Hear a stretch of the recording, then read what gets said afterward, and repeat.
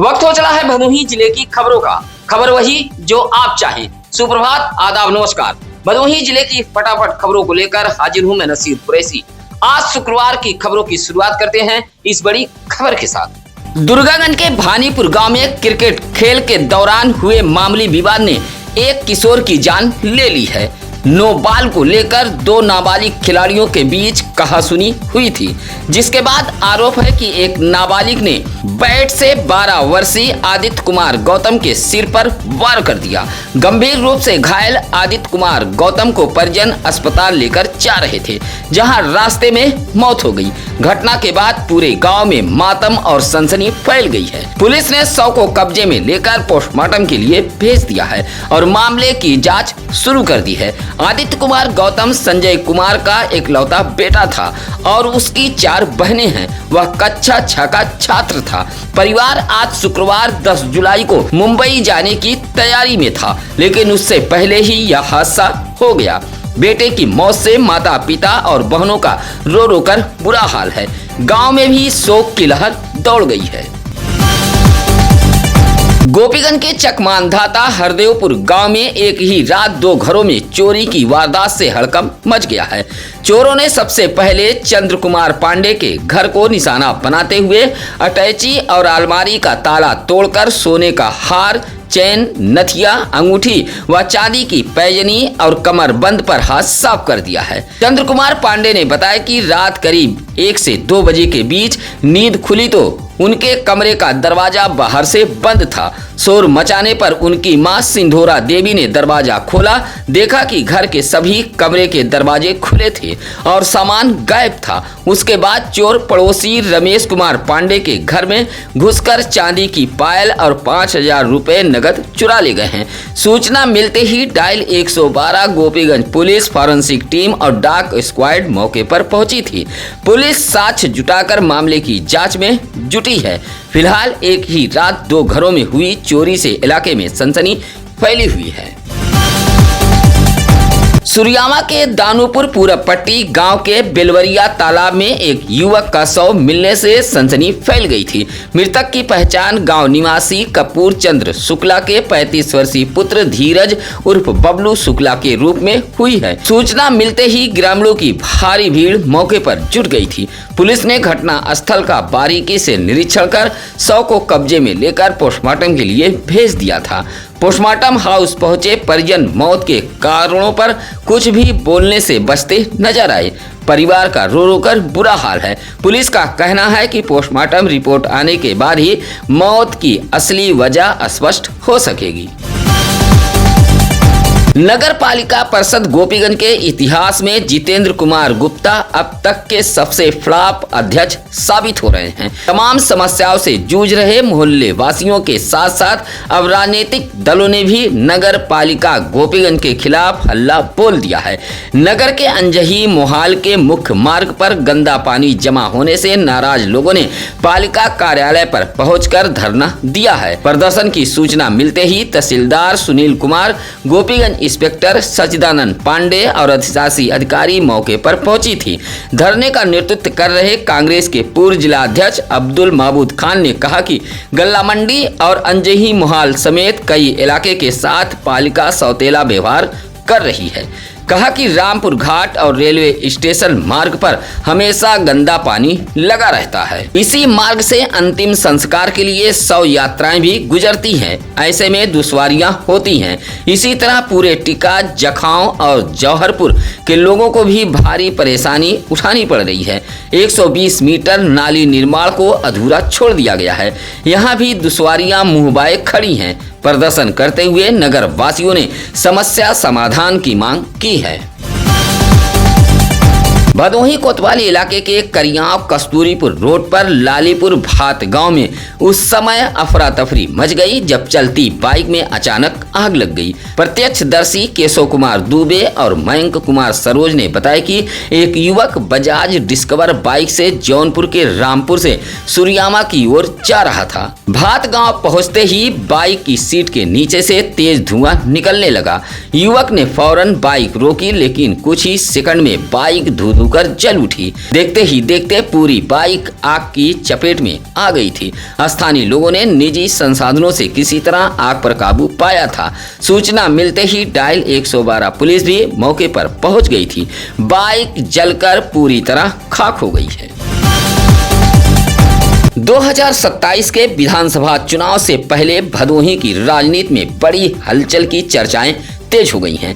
राजनीतिक गलियारों में चर्चा है कि बहुजन समाज पार्टी से अपनी राजनीतिक पारी की शुरुआत करने वाले नगर पालिका परिषद भदोही के अध्यक्ष पति डॉक्टर अतहर अंसारी इस बार भदोही विधानसभा सीट से एक बड़ी राजनीतिक पार्टी के टिकट पर चुनावी मैदान में उतर सकते हैं। भले ही अभी तक पार्टी की ओर से आधिकारिक घोषणा नहीं हुई, लेकिन सियासी सूत्रों के अनुसार टिकट को लेकर उनकी दावेदारी काफी मजबूत मानी जा रही है। बताया जा रहा है कि संबंधित पार्टी लंबे समय से इस सीट पर नए चेहरे और मजबूत समीकरण की तलाश में थी, जिसके बाद डॉक्टर अतहर अंसारी का नाम तेजी से चर्चा में आया है। प्रदेश की यह बड़ी सियासी पार्टी लंबे समय से जिस नेता पर भरोसा जताते चली आ रही है, इस बार वही राजनीतिक पार्टी डॉक्टर अतहर अंसारी पर भरोसा जताते हुए भदोही विधानसभा से चुनाव लड़ाने की तैयारी में जुट गई है। दूसरी ओर डॉक्टर अतहर अंसारी भी क्षेत्र में लगातार सक्रिय रहकर राजनीतिक जमीन मजबूत करने में जुटे हैं।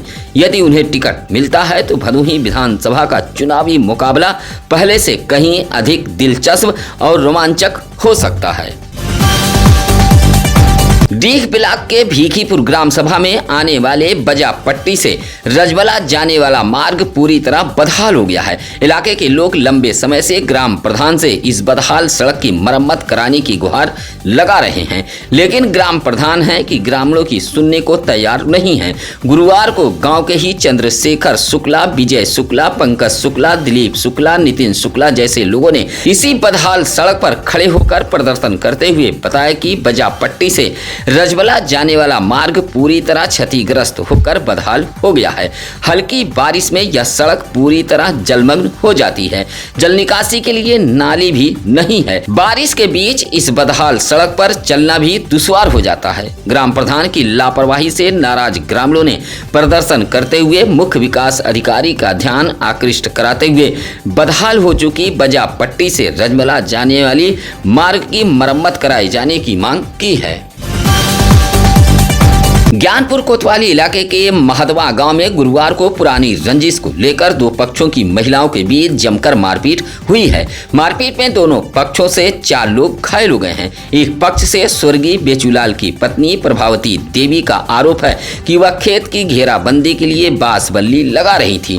तभी प्रमिला देवी पहुंची और गाली गलौज करते हुए ईंट पत्थर चलाने लगी। इस दौरान प्रभावती देवी और उनकी नतनी काजल घायल हो गई है। वहीं दूसरे पक्ष के जयराज की पत्नी प्रमिला देवी का आरोप है कि प्रभावती देवी और उनके परिजन पुरानी रंजिश में उनके घर पर पहुंचकर मारपीट करने लगे। बीच बचाव करने आई उनकी बेटी शिवानी को भी मारपीट कर घायल कर दिया गया है। सभी घायलों का इलाज ज्ञानपुर जिला अस्पताल में कराया गया है।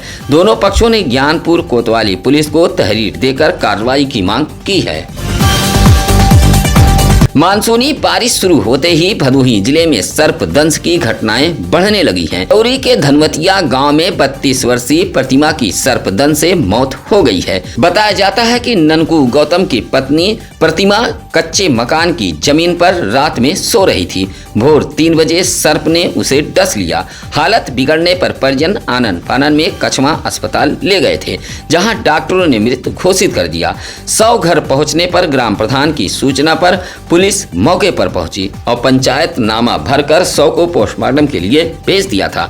प्रतिमा अपने पीछे 4 मासूम बच्चों को छोड़ गई है। घटना से पूरे गांव में मातम पसरा हुआ है। भदोही नगर पालिका परिषद में आउटसोर्सिंग सफाई कर्मियों ने उत्पीड़न के खिलाफ मोर्चा खोल दिया है। बड़ी संख्या में कर्मचारी नगर पालिका कार्यालय पहुंचे और अध्यक्ष नरगिस जहां को संबोधित शिकायती पत्र उनके पति डॉक्टर अतहर अंसारी को सौंपा है।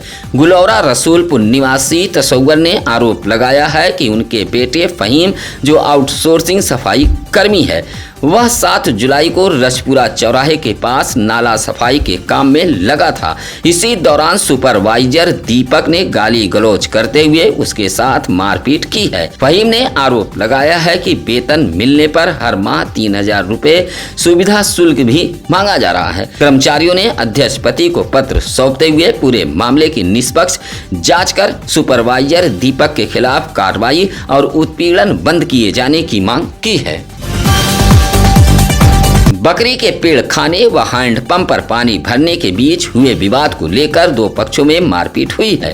मारपीट में दोनों पक्ष से 4 लोग घायल हुए हैं। मामला भदोही कोतवाली इलाके के मोड़ बाजार से सटे बरमोहनी गांव का है। यह मारपीट राजेश गौतम व ओम प्रकाश गौतम नामक 2 सगे भाइयों के परिवार वालों के बीच हुई है। पुरानी खुन्नस व विवाद में गाली गलौज के बीच जमकर लात घूंसे ईंट पत्थर चले हैं। मारपीट में एक पक्ष से राजेश गौतम, उसकी पत्नी ज्योति गौतम व दूसरे पक्ष से ओम प्रकाश गौतम की पत्नी सरोजा देवी व बेटा संतोष गौतम को चोटें आई हैं। घायलों का इलाज भदोही के महाराजा बलवंत सिंह राजकीय अस्पताल में कराया गया है। दोनों भाइयों ने एक दूसरे के खिलाफ भदोही कोतवाली में तहरीर दी है। ज्ञानपुर के जुरई ग्राम सभा में इंटर कॉलेज में प्रवक्ता पद पर चयनित विकास यादव को बधाई देने वालों का तांता लगा हुआ है। गुरुवार को समाजवादी पार्टी के पूर्व जिलाध्यक्ष विकास यादव ग्राम प्रधान रमेश यादव दादा के आवास पर पहुंचे और चयनित विकास यादव का माल्यार्पण कर उज्जवल भविष्य की शुभकामनाएं दी हैं। उन्होंने कहा कि शिक्षा के क्षेत्र में मिली यह सफलता पूरे क्षेत्र के लिए गर्व की बात है। इस मौके पर रामधर पंचू यादव, विधान यादव, एडवोकेट सर्वेश यादव, नरेंद्र यादव सहित कई लोग मौजूद रहे। गोपीगंज के कसीधा गांव के गौतम बस्ती में ओवरलोड ट्रांसफार्मर के चलते ग्रामीणों का गुस्सा फूट पड़ा है। बाबा साहब डॉक्टर भीमराव अंबेडकर पार्क के पास लगा 25 केवीए ट्रांसफार्मर पर क्षमता से अधिक भार होने के कारण बार बार खराब हो रहा है। ग्रामीणों का कहना है कि बस्ती में करीब 100 बिजली कनेक्शन हैं, लेकिन छोटी क्षमता का ट्रांसफार्मर होने की वजह से कई दिनों तक बिजली आपूर्ति ठप रहती है, जिससे भीषण उमस में बस्ती के लोग परेशान हैं। वहीं शाम ढलते ही बस्ती अंधेरे के आगोश में समा जाती है। गौतम बस्ती के राम नारायण, उदल, जगदीश, शिवचंद और कन्हैयालाल जैसे लोगों ने प्रदर्शन करते हुए 63 केवीए का ट्रांसफार्मर लगाए जाने की मांग की है। भदोही जिले में अपराधियों के खिलाफ पुलिस का शिकंजा लगातार कसता जा रहा है। पुलिस अधीक्षक अभिनव त्यागी और अपर पुलिस अधीक्षक शुभम अग्रवाल के निर्देश पर जनपद पुलिस सक्रिय और शातिर अपराधियों की हिस्ट्री सीट खोलकर उन पर कड़ी निगरानी कर रही है। इसी अभियान के तहत सुरियामा पुलिस ने 3 शातिर अपराधियों की हिस्ट्री सीट खोली है। इसमें भदोही कोतवाली के नई बस्ती मर्याद पट्टी निवासी अनवर अली के पुत्र साहिल व सुरियामा निवासी पवन कुमार बिंद उर्फ भुलई तथा बैरी परवा निवासी विजय कुमार उर्फ कल्लू शामिल हैं। अपर पुलिस अधीक्षक ने कहा कि जिले में कानून व्यवस्था से खिलवाड़ करने वाले और संगठित अपराध में लिप्त किसी भी व्यक्ति को बख्शा नहीं जाएगा। पुलिस की यह कार्रवाई आगे भी लगातार जारी रहेगी। ज्ञानपुर कोतवाली के जगापुर गांव की सीता देवी ने जमीन विवाद को लेकर पड़ोसियों पर मारपीट का आरोप लगाया है। पुलिस को दिए गए शिकायती पत्र में आरोप लगाया है कि गुरुवार को खेत पर पहुंचने के दौरान विपक्षी कन्हैयालाल के परिवार की उषा देवी, प्रदीप, दशरथ, जगदीश आदि ने गाली गलौज करते हुए लाठी डंडे से हमला कर दिया। हमले में उसके पति विमल चंद के सिर में गंभीर चोटें आई हैं। बीच बचाव के लिए पहुंची तो उसे व उसकी बेटी श्रियांशी को भी मारपीट कर घायल कर दिया गया है। पुलिस को शिकायती पत्र देते हुए सीता देवी ने सभी घायलों का इलाज ज्ञानपुर के जिला अस्पताल में कराया है। मारपीट से जगापुर गांव में अफरा तफरी फैल गई थी। चौरी के मानिकपुर पेट्रोल पंप के पास गुरुवार को अचानक सामने आई जेसीबी से बचने के प्रयास में एक ई रिक्शा डिवाइडर से टकराकर पलट गया। हादसे के बाद मौके पर अफरा तफरी मच गई थी। दुर्घटना में चौरी के समालकोट निवासी 45 वर्षीय ई रिक्शा चालक कन्हैयालाल सोनी घायल हो गए हैं। स्थानीय लोगों ने ई रिक्शे में फंसे चालक को बाहर निकालकर सामुदायिक स्वास्थ्य केंद्र भदोही पहुंचाया था, जहां डॉक्टरों ने इलाज किया था। अगर पढ़ने का जुनून हो तो उम्र कभी बाधा नहीं बनती है। भदोही शहर के साहबाबाद किस्मान निवासी भोलानाथ यादव की बहू 39 वर्षीय उर्वशी यादव ने इसे सच साबित कर दिखाया है। शादी और 2 बच्चों की जिम्मेदारी निभाने के बावजूद उन्होंने पढ़ाई जारी रखी और 8 जुलाई को घोषित पीजीटी परीक्षा परिणाम में प्रवेश में पहला स्थान हासिल कर भदोही का गौरव बढ़ाया है। उनकी इस ऐतिहासिक सफलता पर नेताजी सुभाष चंद्र बोस छात्र प्रोत्साहन समिति के संस्थापक संतलाल यादव ने उर्वशी यादव के मायके ऊंच के रघुरामपुर में पहुंचकर ट्रॉफी, मेडल व नेताजी की तस्वीर भेंट कर सम्मानित किया है। इस मौके पर रमाकांत यादव, रामशेखर पटेल, अशोक कुमार, अखिलेश कुमार आदि मौजूद रहे।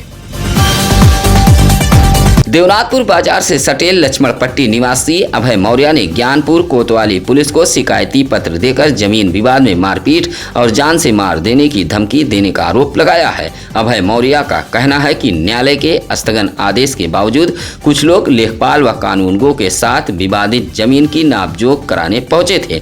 विरोध करने पर लाठी डंडे, ईंट से हमला कर घायल कर दिया गया है। अभय मौर्य ने विपक्षियों के खिलाफ कार्रवाई की मांग की है। मारपीट में घायल अभय मौर्य का इलाज जिला अस्पताल ज्ञानपुर में कराया गया है।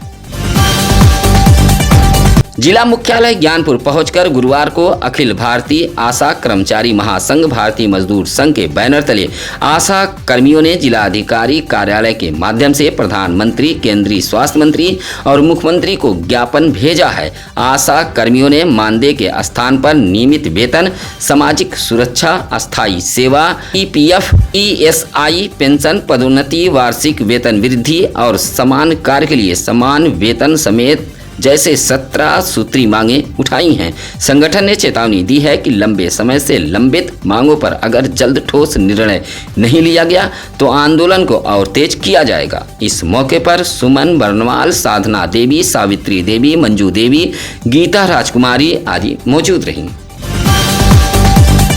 ज्ञानपुर कोतवाली इलाके के बालीपुर से 27 वर्षीय युवक नसीम अहमद के लापता होने से परिजनों में हड़कंप मच गया है।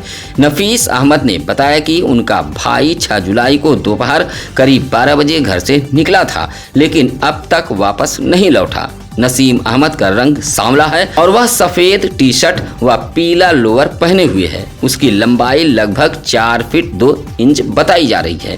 घटना की सूचना पर ज्ञानपुर कोतवाली पुलिस ने गुमशुदगी दर्ज कर युवक की तलाश तेज कर दी है। पुलिस और परिजनों ने लोगों से अपील की है कि अगर युवक कहीं भी दिखाई दे तो तुरंत ज्ञानपुर कोतवाली के सीयूजी नंबर पर सूचना देकर मदद कर सकते हैं। सत्यम न्यूज पर देखिए पूरे दिन की हलचल और हर गली हर मोहल्ले की खबर। आज शुक्रवार की खबरें कैसी लगी यह कमेंट कर हमें जरूर बताएं। आप अपने बच्चों के जन्मदिन की बधाई भी सत्यम न्यूज पर भेज सकते हैं। इसी के साथ अब नसीर कुरैशी को दीजिए इजाजत। नमस्कार, आदाब। ताज़ा खबरों के लिए सत्यम न्यूज को सब्सक्राइब करें